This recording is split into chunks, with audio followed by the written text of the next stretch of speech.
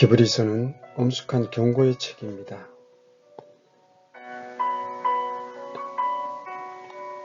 13장에 걸쳐서 많은 훈계와 위험신호 등이 설치되어 있습니다.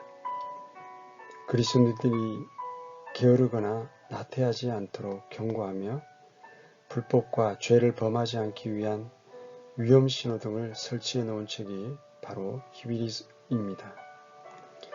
당시 히브리 그리스도인들은 유대교로부터 구원을 받은 후에 신앙생활에 있어서 어려운 가운데 놓여 있었습니다. 유대교로부터 이탈하고 그 혼이 구원받았다는 것은 어마어마한 희생의 각오를 말합니다.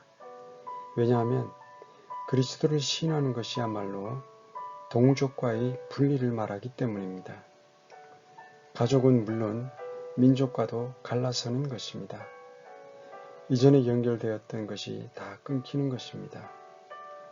구원받기 이전의 동료들과 친구들과 아는 사람들과의 모든 관계가 완전히 끊어지는 것을 의미했기 때문입니다. 그들은 당시 사회로부터 가장 멸시받는 이단 종파였던 기독교라는 그룹과 하나가 되었기 때문입니다. 당시 그리스도인들은 광신자라고 하는 이단으로 간주되었고 땅의 찌꺼기 같은 자들이라고 취급받았습니다. 그러므로 자신들의 옛 종교와 그 사회적인 관계들과 완전히 갈라져 결별하는 것은 결코 쉬운 일이 아니었습니다. 모든 것으로부터 따돌림을 받아 많은 불이익을 당하고 목숨을 내어놓아야 하는 상황도 많았기에 그들의 믿음은 그리 길지 못했고 생활과 신변의 위협으로부터 살아날 수 있는 길을 모색하게 되었습니다. 결국 그들은 그러한 입장을 타협하려는 시험을 당하게 되었습니다. 그들은 유대교와 기독교라는 두 담 위에서 양다리를 걸쳐야 하는 시험을 받게 되었습니다. 한 발은 율법을 딛고 다른 한 발은 은혜를 딛고 서 있어야 했습니다. 그러므로 그들은 신학의 진전을 보지 못했습니다. 그 결과 그들은 기쁨과 간증과 보상을 잃어버릴 위험에 처하게 되었습니다. 열악한 환경 속에서 그들이 믿음으로 이와 같은 일을 하게 될 때에 포상이 주어졌는데 그것은 주님의 칭찬이요 미래에 받게 될 보상에 대한 약속입니다. 승리의 획득을 위해 주님께서는 예수님을 통해 본을 보이셨고 권능의 말씀을 주시고 성령님의 도우심을 언제든지 주시고 하나님의 오른편에 계신 대제사장께서 중보하심으로써 우리를 다양하게 배려하십니다. 그러므로 순종에 실패하는 것에 대한 벌칙이 있습니다. 믿음에 실패하는 것은 주님의 징계를 불러오고 그 징계에 대해서는 히브리서 12장에 자세히 설명되어 있습니다. 만약 이 징계가 무시되고 멸시되는 경우 주님께서는 더 강력한 징계를 내리십니다. 그들은 버림받은 자들로서 촛대가 옮겨지고 한쪽으로 제쳐지고 결국 그리스도의 심판석에서 책망받게 될 것입니다. 이 사실은 우리가 이미 앞서 보았는데 다음과 같은 말에 함축되어 있습니다. 히브리서 6장 6절의 말씀입니다. 다시 그들을 새롭게 하여 회개에 이르게 함이 불가능하다 라고 하는 말씀입니다. 이미 알고 있는 사실이지만 이것은 구원의 문제가 아니요 보상의 문제입니다. 그리스도인이 죄를 지은 후에도 회개하지 않으면 하나님께서는 그를 내버리시는 것이 아니라 회복시키시고 독려하십니다. 이와 같은 회복의 시도는 말씀에 의해서 권고되고 반복되는 경고에 의해서 수행되는데 그럼에도 불구하고 그와 같은 하나님의 시도가 무시되는 경우에는 하나님께서 징계를 사용하시는데 그 징계는 연약함과 병약함과 심지어는 죽음이라는 형태를 띨 수도 있습니다.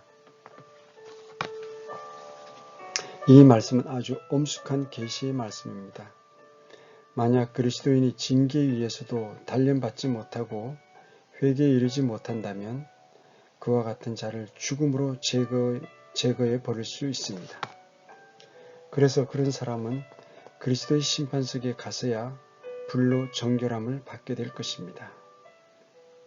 이 말씀이 여러분들에게 무엇인가 경종을 울립니까? 아니면 여러분들은 혹 그 말씀에 분노하십니까?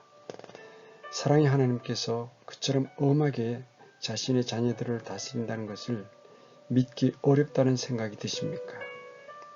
설마 하나님께서 그렇게까지 하실까 생각하십니까? 그러면 스스로 물어보십시오. 거룩하신 하나님께서 그것 말고 다른 어떤 방법을 취하실 수 있겠습니까? 차라리 하나님께서 우리의 실수에 대해 징계하는 것이 훨씬 더 낫습니다. 그 징계가 아무리 엄하다 할지라도 하나님께서 우리를 내던져 버리셔서 우리를 지옥으로 다시 돌려보내는 것보다 훨씬 낫습니다. 이것을 생각하면 저는 정말 하나님께 어떻게 감사해야 할지 모르겠습니다. 우리가 넘어지고 실패할 때에 하나님께서 우리를 자신의 자식의 위치에서 버리지 않고 우리의 구원을 취소하시지 않는다는 것에 대해 저는 어떻게 감사의 말씀을 드려야 할지 모르겠습니다. 무기력한 믿음으로 불법 가운데와 반복되는 죄 가운데 있는 우리를 영원히 버리시는 대신 하나님께서는 최고의 수단을 동원해서라도 우리를 다시 회복시키려 하시는데 이것은 우리로 하여금 세상과 함께 정죄되지 않게 하려 하심입니다.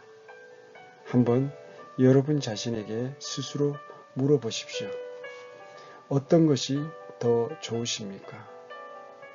하나님께서 육신의 때에 징계를 통해 여러분들을 고쳐주시고 여러분들이 정결케 되기 위해 그리스도의 심판석에서 손실을 당하게 하시는 것과 불호수에서 영원한 심판을 받도록 내버림을 당하게 하시는 것, 그 둘 중에 어떤 것이 더 낫겠습니까?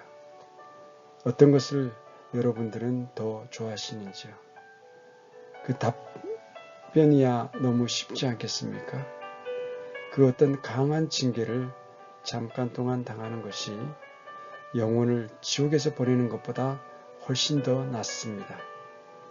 하나님께서 우리를 너무도 사랑하셔서 우리를 바로 잡으시기 위해 때로는 극단적인 수단을 사용하신다는 것이 우리에게는 얼마나 감사한 일인지 모르겠습니다.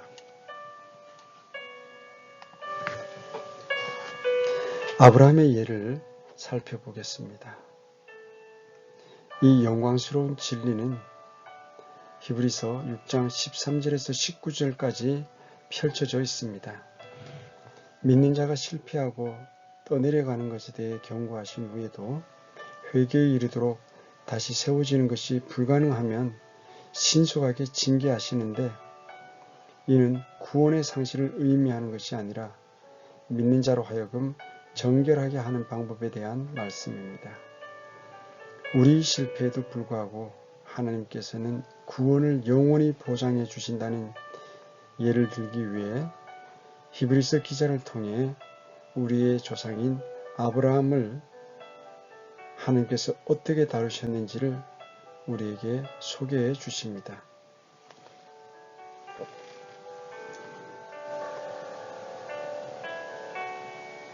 그는 믿는 자들이 그들의 확신과 소망을 유지하기 위해서는 부지런해야 된다고 말합니다. 여러분들이 명심해야 할 것은 구원을 유지하기 위해 부지런하라는 것이 아니라 확신과 소망을 유지하기 위해 부지런해야 한다는 것입니다. 그리고 믿음과 인내를 통해 보상을 상속받아야 된다고 말씀하십니다. 이와 같은 일을 하는 데 있어서 주어진 인센티브가 있는데 우리 신실치 못함에도 불구하고 하나님께서 신실하시다고 하는 사실이며 그것은 하나님께서 아브라함을 다루심을 통해 볼 수 있습니다. 히브리서 6장 13절에서 14절의 말씀입니다.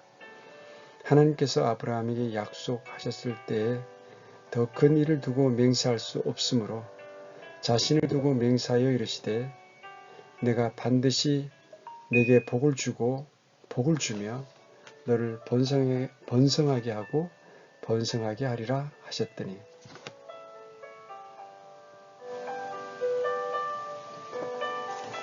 하나님께서는 아브라함에게 반드시 복을 주시고 번성하게 하신다고 약속하셨습니다. 그런데 이것은 아브라함의 똑똑함이나 장점이나 신실한 행실에 달려있지 않았습니다. 그것은 오직 하나님의 신실하심에 달려있고 하나님께서는 자신과 언약을 체결하셨습니다. 이와 같이 은혜 아래에서 하나님께서 이루시겠다는 목적은 그 어떤 것도 변경시킬 수 없기에 히브리서 기자는 6장 15절에서 이렇게 말했습니다. 그가 이같이 끈기 있게 견딘 뒤에 그 약속하신 것을 얻었느니라. 하나님께서 아브라함에게 하신 약속은 하나님의 신실하심에 달려 있습니다. 그런데 그 약속을 우리가 확신하고 향유할 수 있는 것은 아브라함의 신실함 같이 우리의 신실함에 달려 있습니다. 그래서 하나님께서는 그 약속을 이렇게 확인하셨습니다. 히브리서 6장 17절에서 19절의 말씀입니다. 이러므로 하나님께서도 약속의 상속자들에게 자신의 계획이 불변함을 더욱 풍성히 보여주시려고 그 일을 맹세로서 확정하셨나니 이것은 우리 앞에 놓인 소망을 붙잡으려고 피난처로 도피한 우리가 하나님께서 거짓말 하실 수 없는 두 가지 불변하는 것으로 말미암아 확고한 안위를 얻게 하려 하심이라. 우리에게 있는 이 소망은 혼의 닷과 같아서 확실하고 굳건하여 휘장 안에 있는 것 속으로 들어가나니 이 얼마나 복된 확신입니까? 우리가 믿지 아니하여도 그분은 항상 신실하시니 자신을 부인할 수 없느니라. 하나님은 약속하셨고 신실하신 하나님은 실패하실 수 없으십니다. 우리 실패함과 상관없이 하나님은 실패하지 않는다는 사실이야말로 우리로 하여금 진실로 회개하도록 하는 동기가 됩니다. 전능하신 하나님은 절대로 실패하지 않으시고 우리가 실패할 때도 하나님께서 약속을 지키실 것이라는 사실을 믿기 때문에 우리는 회개하도록 이끌림을 받습니다. 하나님께서는 우리 회복과 정결을 위해 모든 필요를 제공하셨으며 이 하나님의 신실하심에 대한 약속을 바위 위에 튼튼하게 매여 있어 움직이지 않는 닷에다 비유했습니다. 우리는 폭풍에 의해 흔들릴 수도 있고 얻어맞을 수도 있습니다. 그러나 우리의 닷은 확실합니다. 그 이유는 그 닷이 휘장 안에 내려져 있기 때문입니다. 이러한 하나님의 말씀을 믿을진데 감사하지 않을 자가 누구이며 힘을 얻지 못할 자가 누구입니까? 히브리서 6장 20절의 말씀입니다. 앞서 달려가신 분, 곧 예수님께서 멜기세덱의 계통에 따라 영원토록 대제사장이 되사 우리를 위해 거기로 들어가셨느니라.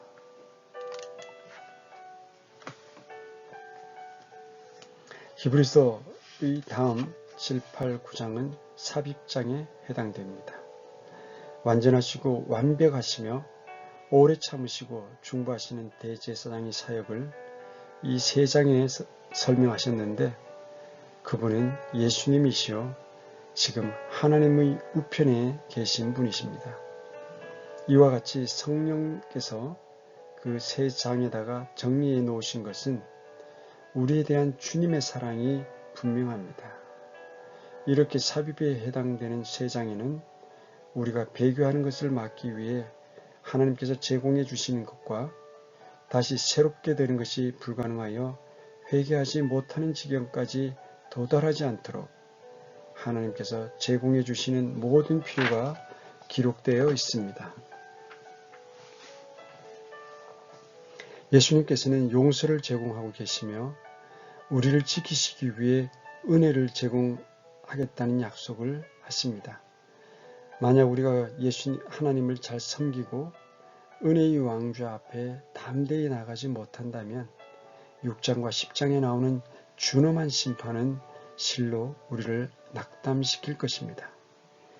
우리로 하여금 절망하게 만듭니다. 심지어 우리로 하여금 다시 구원을 잃어버렸다고 생각하도록 하기까지 이끌고 갑니다.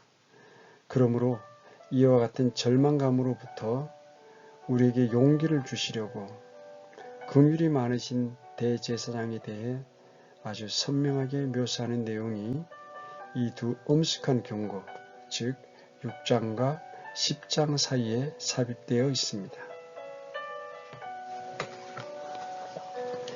그 대제사장께서는 우리를 도우실 수 있는 분이요, 우리를 용서하시는 분이요, 우리를 회복시키시는 분이시며 우리를 지키시는 분이십니다. 만약 여러분들이 히브리서 6장과 10장에 언급되어 있는 그 죄들을 범했다고 생각되어 내가 버림받은 자라는 두려움이 생기면 하나님께 나아가 회개함으로써 그와 같은 심판이 여러분에게 이르렀는지 아닌지를 알 수 있습니다. 만약 여러분들이 죄를 고백하고 하나님의 긍휼을 구한다면 여러분들은 사망에 이르는 죄를 범한 것이 아닙니다. 그래서 회개에 이르도록 다시 새롭게 하는 것이 불가능한 상황은 아닙니다. 그러므로 하나님의 약속이 진실하다는 사실을 굳게 믿고 붙잡으십시오. 요한일서 1장 9절의 말씀입니다. 만일 우리가 우리 죄들을 자백하면 그분께서는 신실하시고 의로우사 우리 죄들을 용서하시며 모든 불의에서 우리를 깨끗하게 하시느니라. 우리는 이제 대제사장에 관한 3장에 도달했고 하나님의 백성을 대신해서 하나님이 하신 사역을 다루는 내용의 3장에 와 있습니다. 우선 우리는 왕이며 대제사장이신 멜기세덱에 대해 관심을 가져야만 합니다. 그러나 우리는 멜기세덱에 대해 별로 아는 것이 없습니다. 그 사람에 관해 기록된 것이라고는 창세기 14장과 시편 110편과 히브리서에 짧게 언급된 것이 전부입니다. 이 신비로운 인물에 대한 많은 추측이 있습니다.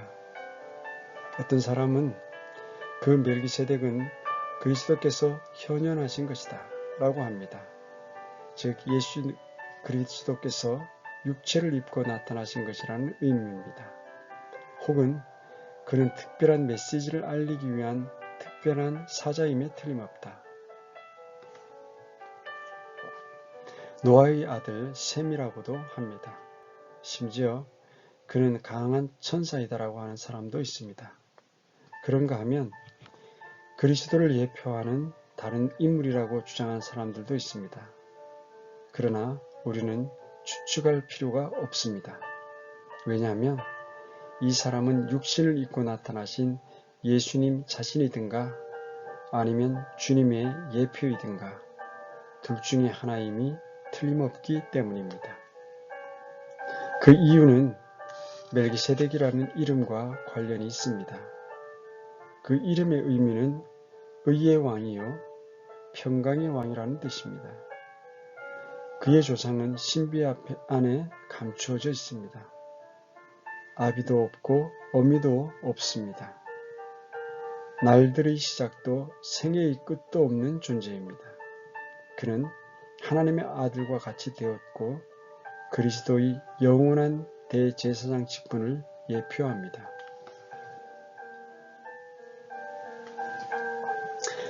그렇다면 왜 이 인물이 여기 히브리서에 소개되고 있습니까?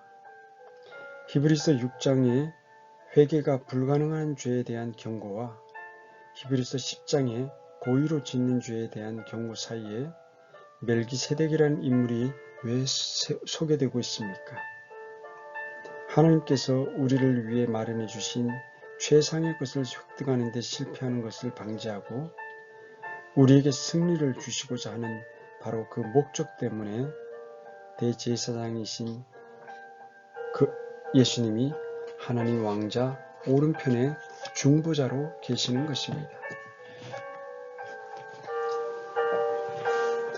히브리서 7장에 등장하게 될 멜기세덱을 창세기 14장의 기록이 더 분명하게 보여줍니다. 롯이 소돔에 살고 있는 동안 그 도시는 공격을 받았고 4명의 강력한 왕들의 군대에 의해 점령을 당했습니다. 그들은 소돔왕을 사로잡아 갔고 아브라함의 조카 롯과 그 가족도 사로잡혀 갔습니다. 아브라함은 롯이 당한 재앙의 소식을 듣고 아주 담대하게 318명의 종들로 구성된 잘 훈련된 작은 군대를 이끌고 그들을 따라갔습니다. 그리고 놀라운 승리를 쟁취했습니다.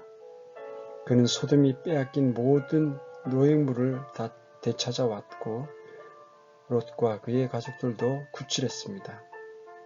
전쟁의 규칙에 따르면 그 노획물들은 승리자에게 다 속해 있습니다. 따라서 아브라함은 그 노획물들을 자기가 차지할 법적 권리를 가지고 있었습니다. 그러나 그는 거절했습니다. 만약 다른 사람들의 불행을 통해 아브라함이 부자가 되고자 하는 시험에 굴복했더라면 그것은 그의 간증을 망쳐버렸을 것입니다. 그러므로 이것은 그에게 매우 큰 영적인 시험거리였음이 틀림없었습니다. 아마 그는 자신의 행동을 정당화하고자 했을지도 모릅니다. 그렇게 되었다면 그의 도덕적인 간증은 다 파괴되고 말았을 것입니다.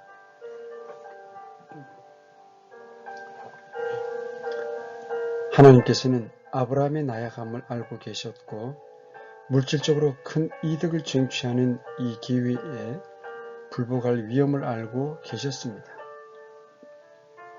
그래서 하나님께서는 멜기세덱이라는 인물을 통해 도움을 보내십니다. 그런데 그는 다름 아닌 가장 높으신 지존자의 대제사장이었습니다. 창세기 14장 18절에서 20절의 말씀입니다. 살렘왕 멜기세덱이 빵과 포도즙을 가지고 나왔는데 그는 지극히 높으신 하나님의 제사장이었더라. 그가 아브라함을 축복하여 이르되 하늘과 땅의 소유주 되시는 지극히 높으신 하나님의 아브라함에게 복이 있을지어다. 내 원수를 내 손에 넘겨주신 지극히 높으신 하나님을 찬송할지어다 하매 그가 모든 것의 10분의 1을 그에게 주니라. 아브라함이 자신의 물질적인 이득을 쟁취할 시험에 직면했고 잘못하면 그의 간증을 잃을 위험에 놓였는데 그 순간에 하나님께서는 자신의 대제사장을 보내셔서 아브라함에게 다음과 같은 사실을 상기시켜 주셨습니다.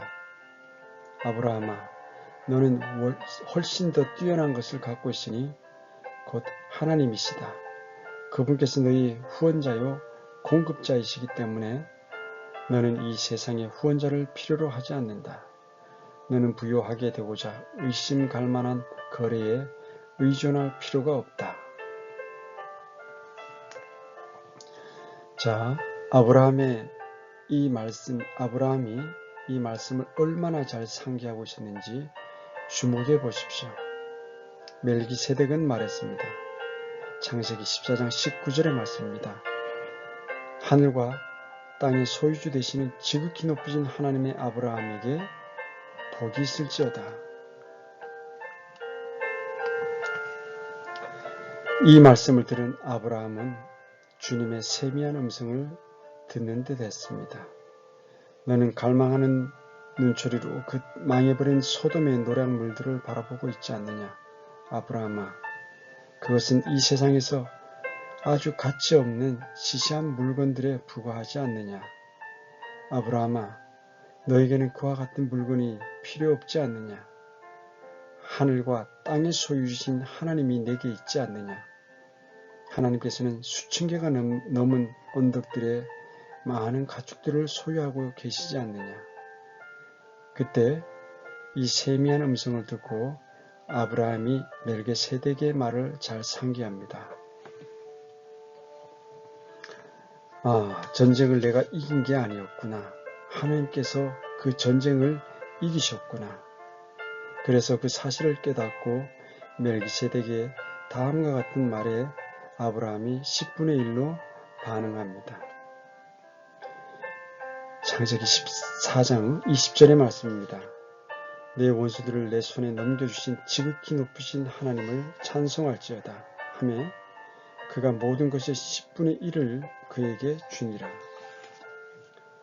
마치 하나님께서 아브라함에게 이와 같이 속삭이시는 것 같았습니다. 이 전리품은 너의 것이 아니다. 그러니 너는 오직 나를 신뢰하라. 소돔 왕이 제공하는 그 시시한 전리품들을 거절하라. 그리하면 내가 너에게 보상하겠노라. 내가 얼마나 큰 희생을 하였는지 모르지만 내가 더 큰 보상을 하겠노라.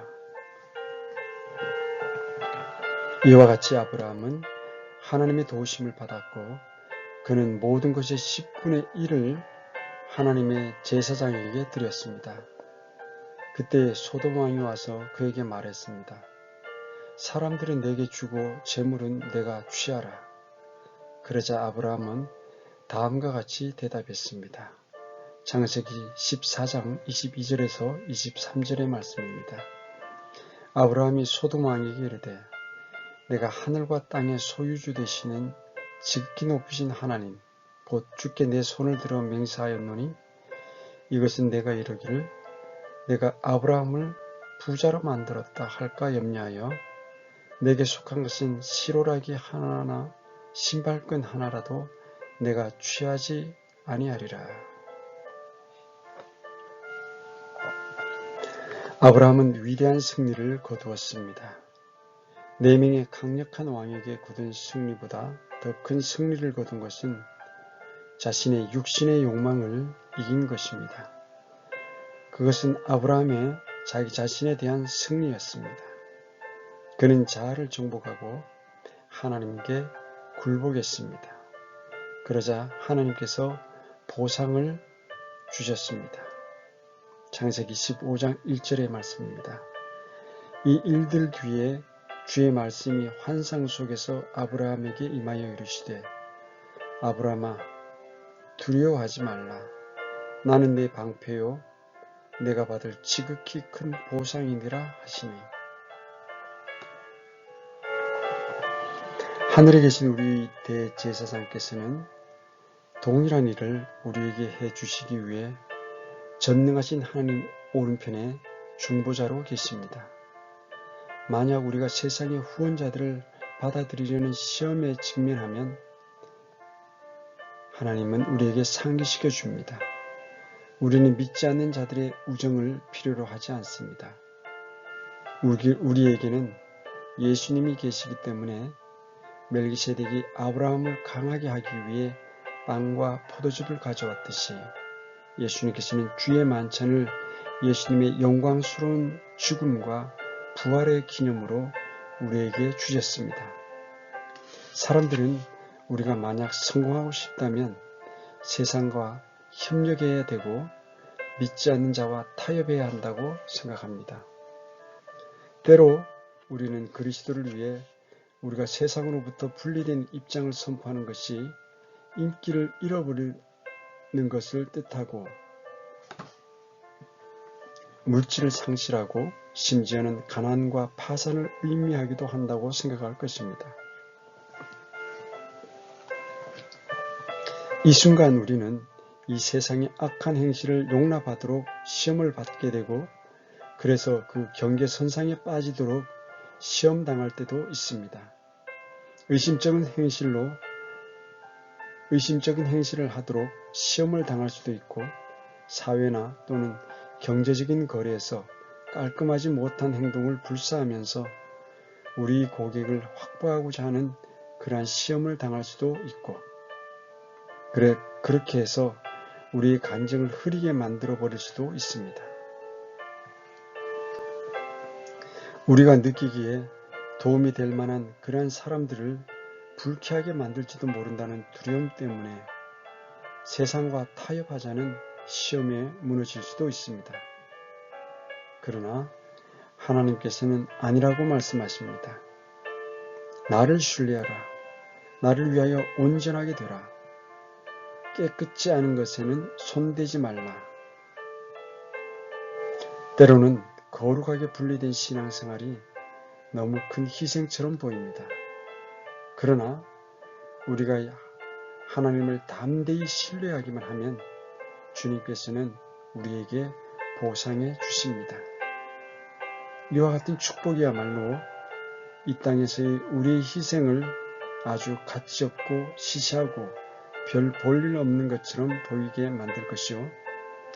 우리가 손을 대기만 해도 조각나 버릴 것 같은 보잘것없는 것으로 여기게 될 것입니다. 하나님의 자녀된 사랑하는 형제자매님들, 여러분들은 담대히 주님을 신뢰하십니까? 세상과 타협하기를 거부하고 계십니까? 아니면 적당히 타협합니까? 그런 것들이 우리에게 가져다 줄지도 모르는 큰 이득에도 불구하고 말입니다. 그렇다면 여러분들은 다음과 같이 찬송할 수 있을 것입니다. 이 세상을 가져가세요. 그러나 예수님께서 저에게 주실 거예요. 이 세상의 모든 장난감들은 이름에 불과하지만 하나님의 사랑은 영원히 거하고 영원토록 동일하실 것입니다.